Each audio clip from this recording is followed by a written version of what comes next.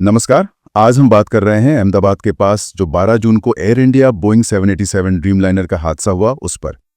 हमारे पास इस पर एक विस्तृत रिपोर्ट है। एयर इंडिया अहमदाबाद विमान दुर्घटना, एक संक्षिप्त विवरण। तो सोचा इसी के जरिए इसके मुख्य तथ्यों, जांच और असर को समझें। तो शुरुआत करते हैं कि हुआ क्या था। ये लंदन गैटविक जाने वाली फ्लाइट थी, AI-171। अहमदाबाद एयरपोर्ट से उड़ान भरी और कुछ ही सेकंड में नीचे आ गई। हाँ, मुश्किल से मतलब 600 या 650 फीट तक ऊपर गई होगी और फिर अचानक गिरी। और गिरी भी कहाँ, पास में ही मेघानी नगर में बीजे मेडिकल कॉलेज हॉस्पिटल का जो एरिया है वहां पर। और विमान में कितने लोग थे? देखिए, विमान में 230 यात्री थे और 12 क्रू सदस्य, कुल मिलाकर 241 लोग। और दुखद बात यह है कि विमान में सवार सभी 241 लोगों की जान चली गई। सभी की? ओह। हाँ, सभी की। और सिर्फ विमान में ही नहीं, जमीन पर भी नुकसान हुआ। रॉयटर्स की रिपोर्ट है कि जमीन पर जो लोग थे उनको मिलाकर कम से कम 260 मौतें कंफर्म हुई हैं अब तक। 260? ये तो बहुत बड़ा आंकड़ा है। मतलब भारत में काफी समय बाद इतना बड़ा विमान हादसा हुआ है। जी, एक दशक से भी ज्यादा समय में ये सबसे घातक विमानन आपदा है भारत की। लेकिन इसमें एक बात और है जो काफी चौंकाने वाली है। सिर्फ एक व्यक्ति जिंदा बचा। हाँ, ये वाकई अविश्वसनीय लगता है। एक ही सर्वाइवर है, विश्वश कुमार रमेश। ये ब्रिटिश नागरिक हैं, भारतीय मूल के। ये कैसे बच गए? बताया जा रहा है कि वो एक इमरजेंसी एग्जिट से किसी तरह बाहर निकल पाए। फिलहाल उनका इलाज चल रहा है और वो ठीक हो रहे हैं। कमाल है। अच्छा, पीड़ितों में फिर वो हॉस्टल के छात्र और स्टाफ भी शामिल हुए होंगे? हाँ बिल्कुल, क्योंकि विमान वहीं गिरा था तो मेडिकल छात्र और स्टाफ भी इसकी चपेट में आ गए। 24 जून तक बता रहे हैं कि 260 में से 259 पीड़ितों की पहचान कर ली गई है। ठीक है, अब आते हैं जांच पर। क्या चल रहा है? ब्लैक बॉक्स वगैरह मिले? हाँ, वो मिल गए थे। हादसे के अगले ही दिन मतलब 13 जून को दोनों black box, flight data recorder और कॉकपिट वॉइस रिकॉर्डर बरामद हो गए थे। ओके। और उनका एनालिसिस कहाँ हो रहा है? विदेश में? नहीं, यही इंटरेस्टिंग बात है। पहले थोड़ी अटकलें थीं कि शायद विदेश भेजे जाएं, पर ऐसा नहीं हुआ। उनका विश्लेषण यहीं भारत में एयरक्राफ्ट एक्सीडेंट इन्वेस्टिगेशन ब्यूरो मतलब AAIB कर रही है। अच्छा, तो मतलब भारत में ही इसकी पूरी क्षमता है अब? जी बिल्कुल। और इस जांच में AAIB के अलावा और कौन शामिल है? मतलब किन चीजों पर फोकस है? देखिए, AAIB के साथ अमेरिका की NTSB और UK की AIB जैसी संस्थाएं भी हैं।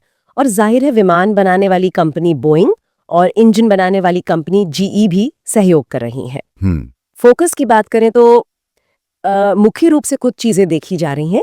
एक तो इंजन परफॉर्मेंस, कहीं ऐसा तो नहीं कि दोनों इंजन एक साथ फेल हो गए, ये बड़ा सवाल है। Double engine failure? हाँ, इसकी संभावना जांची जा रही है। दूसरा, लैंडिंग गियर की स्थिति, टेक ऑफ के बाद भी वो नीचे क्यों थे और फ्लैप्स किस पोजीशन में थे, ये सब देखा जा रहा है। ओके। और तीसरा, जाहिर है आसपास के जो भी CCTV फुटेज मिले हैं और जो मलबा इकट्ठा किया है उससे क्या सबूत मिलते हैं। तो नतीजे कब तक आने की उम्मीद करें? मतलब फाइनल रिपोर्ट? देखिए, जो अंतर्राष्ट्रीय नियम है उनके हिसाब से एक शुरुआती रिपोर्ट, प्रिलिमिनरी रिपोर्ट जिसे कहते हैं, वो करीब 30 दिन में आ जानी चाहिए। अच्छा, 1 महीने में? हाँ, पर हादसे की असली वजह, जो फाइनल कारण पता लगेगा, उसमें 1 साल या कभी-कभी उससे ज्यादा भी लग जाता है। ये एक लंबी प्रक्रिया है। समझ गया। इस बीच एयर इंडिया ने कुछ कदम उठाए हैं, मतलब सेफ्टी को लेके या फ्लाइट्स पर कोई असर? हाँ बिल्कुल, एयर इंडिया ने एहतियात के तौर पर अपने कुछ और 787 और 777 विमानों की उड़ानें रोक दी, अतिरिक्त सुरक्षा जांच के लिए। ओके। इसका असर ये हुआ कि 38 से ज्यादा साप्ताहिक उड़ानें और 3 रूट्स फिलहाल सस्पेंड कर दिए गए हैं। और वो जो पहले कुछ खबरें थीं कि एयर इंडिया को कुछ वार्निंग मिली थी रेगुलेटर से? हाँ, वो एक अलग मामला था, असंबंधित था। मतलब पायलटों के ड्यूटी आवर्स और लेकर और कुछ मेंटेनेंस चेक्स में देरी को लेकर DGCA ने कुछ चेतावनी दी थी। अच्छा। पर अधिकारी साफ कह रहे हैं कि उन चेतावनियों का इस दुर्घटना से कोई सीधा संबंध नहीं है। राइट।